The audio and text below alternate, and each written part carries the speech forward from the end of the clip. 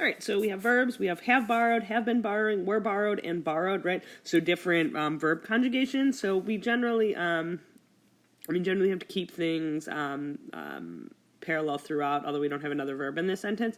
So let's just read through. So it's in the 1800s, comma. So we have jazz musicians have borrowed from soul, funk, and hip hop, right?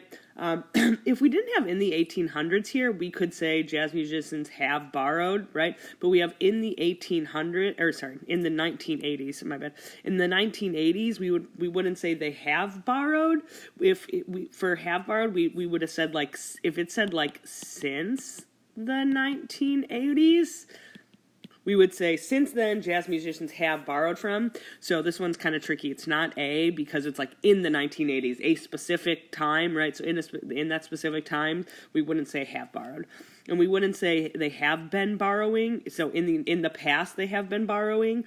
So answer choice B would be out too, right? They have been borrowing would be more like also from past into the present, and jazz musicians were borrowed from, so they weren't literally borrowed from, so we would just want jazz musicians borrowed from soul, funk, and hip-hop. So in this decade, they borrowed from these other types of music. Answer choice D.